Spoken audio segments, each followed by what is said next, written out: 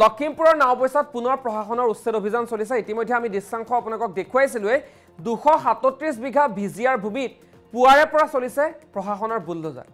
যোৱা শুক্ৰবাৰে জাননী যোগে ঘৰ মাটি খালী কৰাৰ নিৰ্দেশ প্ৰদান কৰিছিল আৰু জাননীৰ পিছতো বহু লোকে খালী কৰা নাছিল ঘৰ মাটি। অৱশেষত 114টা পৰিয়ালত পুৱাৰে পৰা অভিযান চলাইছে প্ৰশাসনে। দৃশ্যাংশ আমি দেখুৱাইছো। এই সন্দৰ্ভত আমাৰ সতীৰ্থ সাংবাদিকৰ এটা প্ৰতিবেদন আগবঢ়াইছো।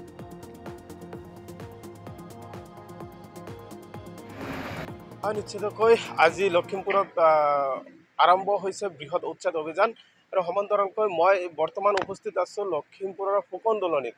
এই ফুকন দলনি অঞ্চলত 114টাকৈ পৰিয়ালত উচ্ছেদ কৰা হৈছে।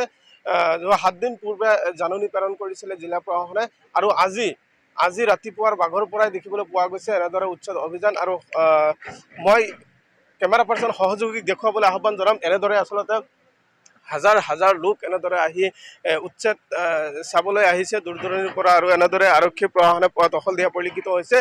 এখন বেৰিকেড দিয়া হৈছে, বেৰিকেডৰ ভিতৰত প্ৰৱেশ কৰিবলৈ দিয়া হোৱা নাই। আৰু এনেদৰেই যিসমূহ ঘৰ বাৰী আছিলে এই ঘৰ বাৰীসমূহ এনেদৰে ভাঙি তছনছ কৰি দিয়া হৈছে আৰু এক্সকেভেটৰ লগোৱা এনেদৰে যিবোৰ পুখুৰী আছিলে পুখুৰীৰ পাৰবোৰ এনেদৰে কাটি দিয়া হৈছে আৰু যি বহুকেইটা এক্সকেভেটাৰ দি আচলতে এনেদৰে উচ্ছেদ চলোৱা হৈছে। ইয়াত বেদখলকাৰীৰ কিছুদিন পূৰ্বে আচলতে বেদখলকাৰীয়ে যি বেদখল কৰি আছিলে চৰকাৰী বিজিআৰ ভূমি, এই বিজিআৰ ভূমিৰ 237 বিঘা ভূমি আচলতে এনেদৰে চৰকাৰে উচ্ছেদ চলাই বেদখল মুক্ত কৰা পৰিলক্ষিত হৈছে। মই কেমেৰা পাৰ্চন সহযোগীক সম্ভৱ হ'লে আৰু ওচৰলৈ যাবলৈ মই অনুৰোধ জনাম।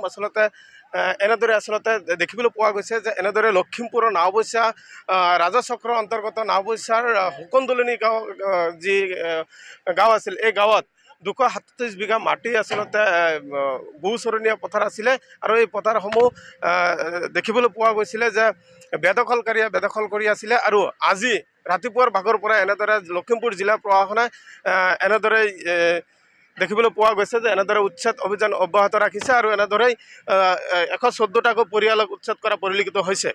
আৰু পৰৱৰ্তী সময়ত আচলতে আমি দেখুৱাবলৈ যত্ন কৰিলোঁ, NB নিউজৰ সকলো দৰ্শকসকলক দেখুৱাবলৈ যত্ন কৰিলোঁ। আচলতে আৰু আমি আপোনালোকক এই মুহূৰ্তত দৃশ্যাংশ দেখুৱাইছোঁ আজহাৰুল খানৰ জৰিয়তে। আৰু নাওবৈচাত প্ৰশাসনৰ বুলডোজাৰ চলা পৰিলক্ষিত হৈছে।